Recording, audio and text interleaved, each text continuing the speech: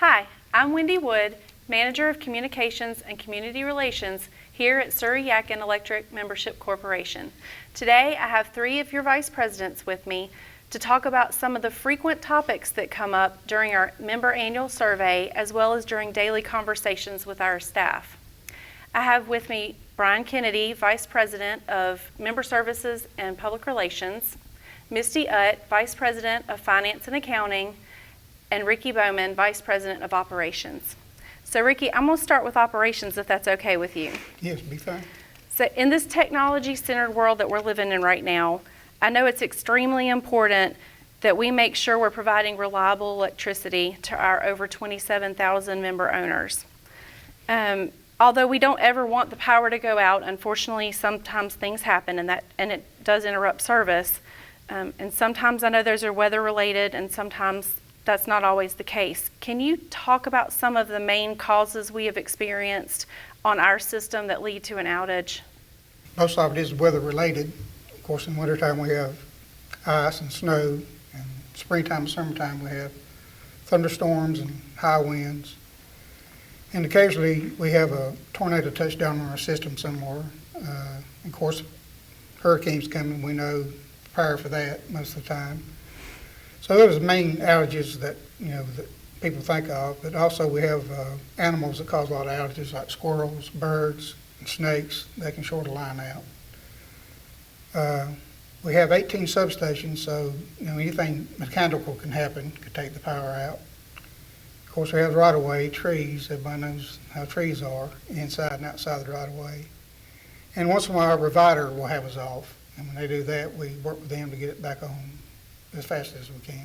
When you say provider, you mean our transmission provider that actually brings the power to our system, Yes. right? Yes. Okay. Mm-hmm.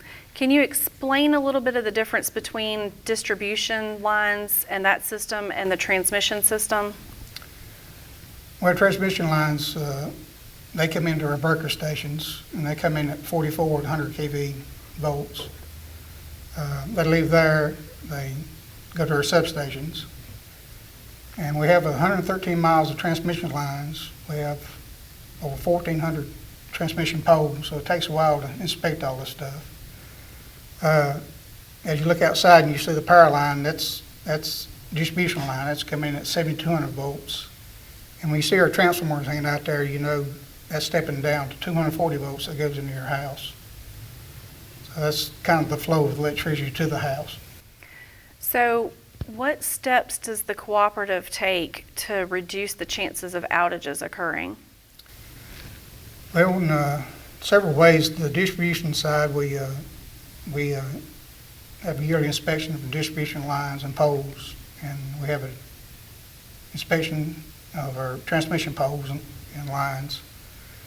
We have a 6-year right-of-way program with spraying, and we have our inspectors that inspect the right-of-way as far as trees. So that's several ways. You mentioned right-of-way clearing.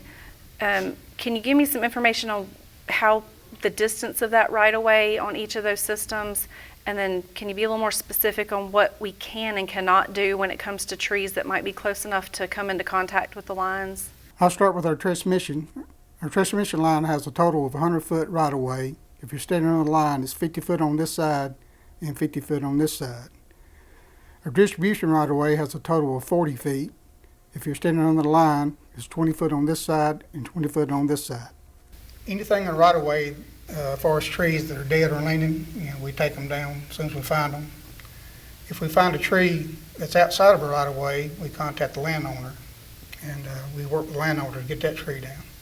I know there's a lot of stuff with technology that's up and coming for the electric industry as a whole. Can y'all share some of the technology that you're either implementing or looking into implementing that will help speed the outage restoration process? Well, and me and Brian's working together on this. We are now in the process of purchasing fault indicators, and they're little devices that hang on the lines, and they'll tell us where the fault is. We're looking to buy those, and they're kind of a smart indicator. They talk back to the office, and that way we can locate the fault quicker, get the crews there faster, and restore power But that's one way we're looking into getting the power on faster and safer, is through some fault indicators. Brian, is there anything additional that you can think of? Sure. As Ricky mentioned, we are looking at fault indication devices. We've also recently performed a full system inventory. So by performing that full system inventory, we know what devices are in our system, and we're bringing in more accurate data than we've ever had. So by bringing that data in, we can look at our blink counts. What a blink is for some of our members might be a power flicker. Well, that could be a device failing. It could be a tree on the line. But that blink count lets us look and see in what areas we might have a potential outage. The goal of that would be to get to that location and find the cause of that blink before it actually causes an outage, which would reduce our overall outages on our system. We're also looking at voltages in the same way. If we see something that's out of range in some of our voltages with our meters or maybe even on our transformer load, we're looking at replacing those devices as a preventive maintenance feature before we actually have to have an outage or actually have an outage.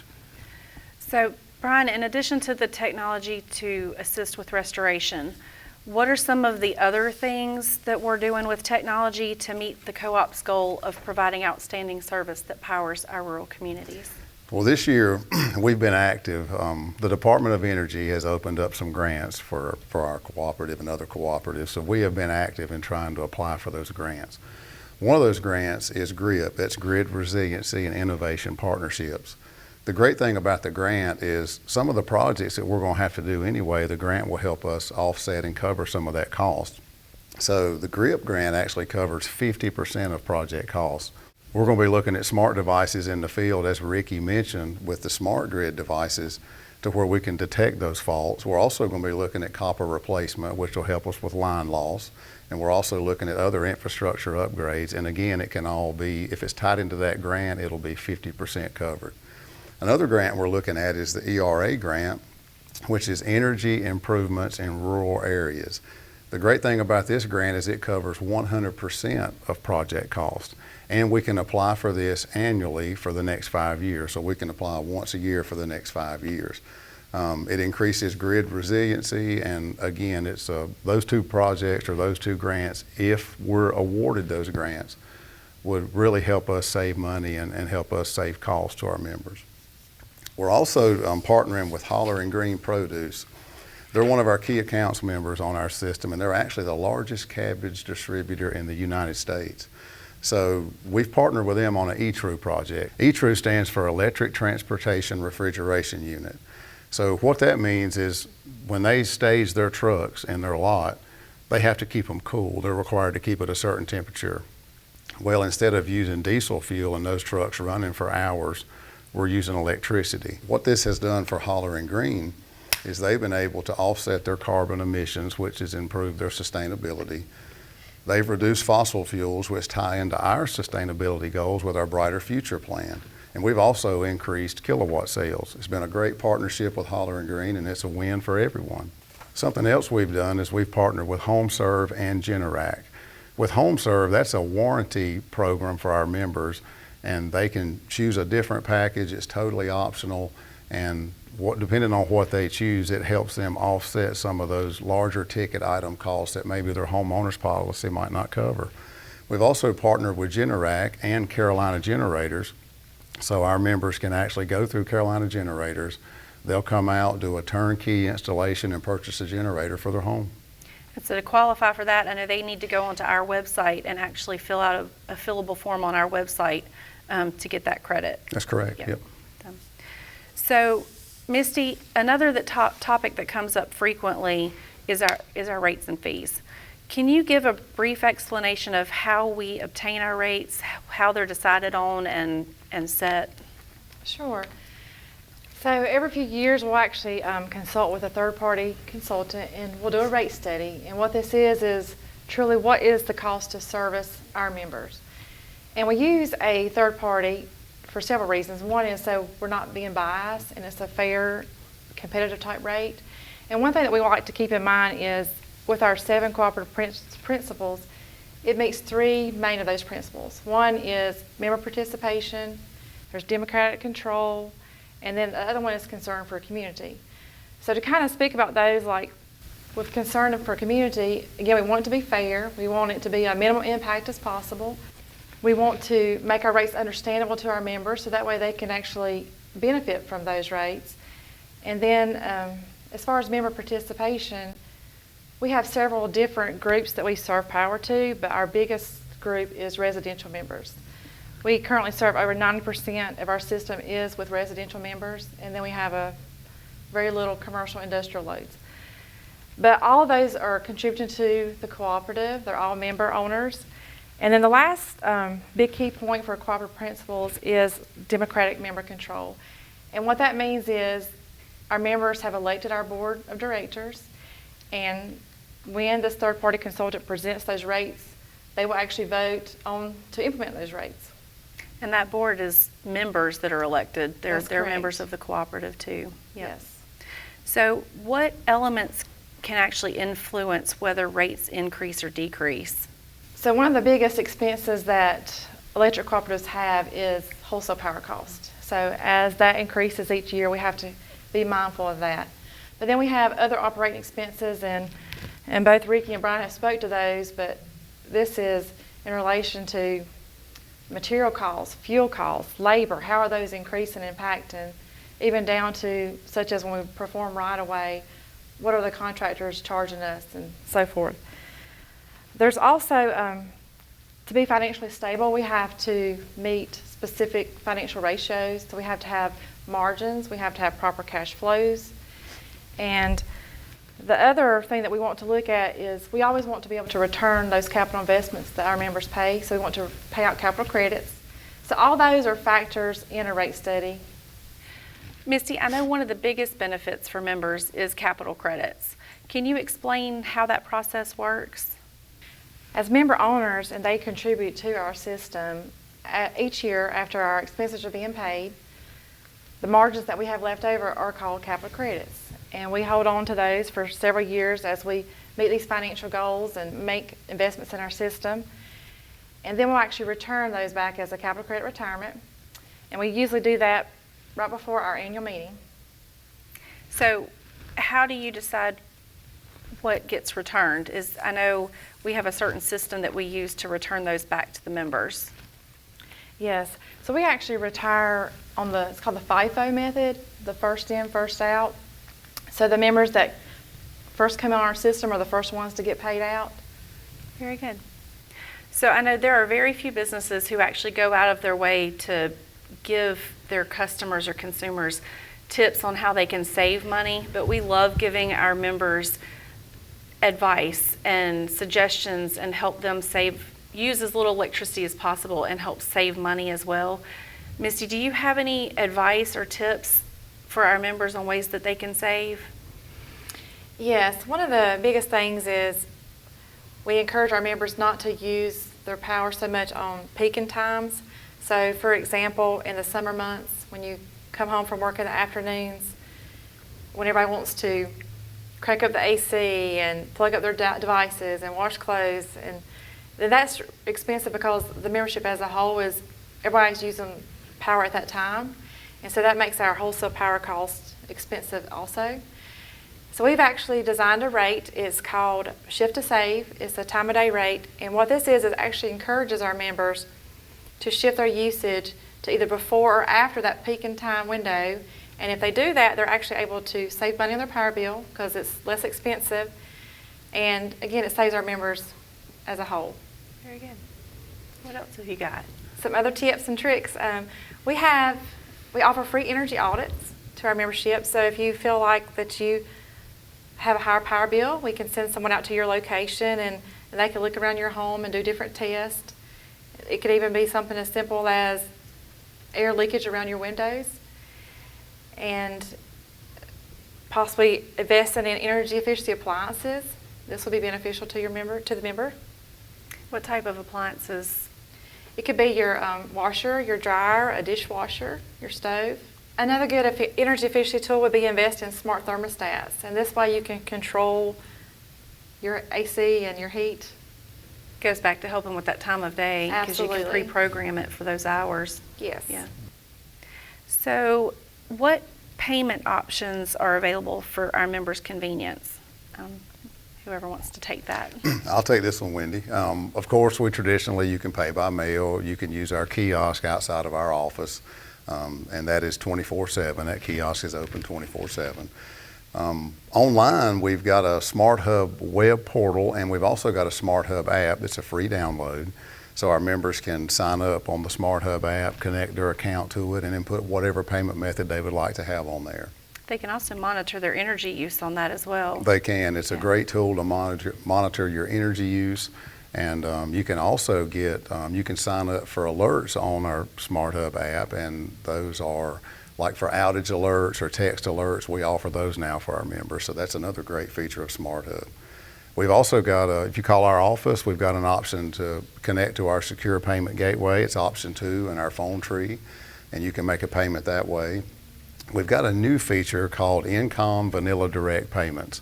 This is a really cool feature. It's pay by cash only. So you can go to Smart Hub, you can choose a pay by cash option, and then once you choose a pay by cash option, you'll be given a barcode. You take that barcode to local retailers. And some of those local retailers are like CVS, Dollar General, Family Dollar. We've got a whole list of those on our website. But that's a new way or a new convenience for our members to can make a payment without having to come to Dobson if that's what you prefer to do. We've also got a budget billing option, and I'll let Misty explain what that is. So with budget billing, what we do is if a member wants to be on like a fixed type payment plan, we will evaluate the past 12 months kilowatt hour usage, and then what we'll do is we can put this into our system, and they'll pay the same amount for the next 11 months, and then we'll true it up. Our true-up period is in June. I know we've been making a concerted effort to increase and improve our communication methods for our members. We want to be open and transparent, and we want our members to be informed about what's affecting them at the co-op. Brian, can you share with the membership the places they can go to find co-op information and what new options are available to them? Sure. You can obviously go to our website, syemc.com, to find information. We also do Carolina Country every month. It goes out to our membership, and we put updates and information in there. We do periodic email blast, and this could be on a new product we're getting ready to offer, or possibly even a planned outage or something going on in your area that could affect you. We actually use social media a lot more now. We've increased our presence on Facebook and Instagram, and we post information on there, events, community events, outage information, if we have an outage going on, when we may, maybe what's going on with that outage, or maybe when we expect the power to be back on. And then our Smart Hub app, as I've mentioned earlier, it actually has the option now to where you can choose an outage text alert. So for our members that like to receive text messages, you can set that up on the Smart Hub app, and you'll start receiving outage text alerts when the power goes out or your power comes back on. So very good. I know we get private messages from people sometimes when the power goes out, wanting to let us know that their power's out, and we appreciate that, but we also want to remind everybody that we're also trying to track down outages and get updates posted, so it's easier if they'll do the outage text alerts or the Smart Hub outage alert, or just call in, because sometimes if we're tied up, we can't answer right back immediately, and we want to make sure that their outage is getting reported properly. That's right. I love if any of y'all have any final thoughts or comments that y'all want to share with the members, any topics we might not have hit on that y'all want to hit on for a moment. I would like to add one more thing for our membership. We have a rate that's for prepay, and what this is you're able to put money on your meter before you use the power. So you can make minimum payments, would be $5, $10, and we've actually just implemented a prepay option with our shift to save rate. So not only can you pay in advance, but then you can also determine to shift your usage at a different time and save that way too. That's a great new benefit for them. I'm glad we were able to offer that this time. Anybody else? I want to go back to the distribution information I had, and I forgot to tell you, but on our distribution, we have close to 59,000 poles, so we cover 5 counties. We got 18 substations, so our crews are out, and we got a lot to take care of. And as being a member, I don't want my power off either. Just when outage does happen, be patient with us. We're out there, we're working on it. We want to get it back on safely as possible, and I'm just proud of our guys the way they work out there. They do work hard, and I know, can you talk about the terrain that they face a lot on these outages? Well, as far as, Surry County and, we're hills and hollers, so we got a little bit of everything, rocky area. We got spans that go off in the right of way, go several spans, several miles off the road. So it takes a while to get around. You have to have four-wheel drive, or you have to walk it out. We don't have many things on the side of the road we can get to. It's usually off the middle of nowhere. I know Wilkes County near Rhonda and Roaring River the other day, they were actually having to go from one side of the river all the way around to the other side of the river back and forth because the line actually crossed the river right through there where the outage was. Yeah. So it takes time to make that transition. Yeah, it does. It takes a while. Yeah. I just want to thank our members for the feedback they give us. By the feedback that we take in from our membership, we're able to take some of these new technologies and put them into place and try to help provide better customer service to our membership. So we appreciate that. Thank you. Well, I just want to thank you to all three of you for taking time to answer the members' questions and provide your thoughts and feedback as well. I want to thank our members who provide us with the feedback on the cooperative and inquire about what's happening and how it can benefit you. Surry-Yadkin EMC is your cooperative. It's founded by the members of the communities that we serve. We remain a member-owned, not-for-profit electric cooperative, and we love having you involved in the cooperative. If you have any questions or concerns, please reach out to us. We're available 24/7. You can reach us at syemc.com, or you can give us a call at 336-356-8241. As always, we appreciate you and are looking out for you. Thank you for tuning into our annual meeting, and thank you for being a member.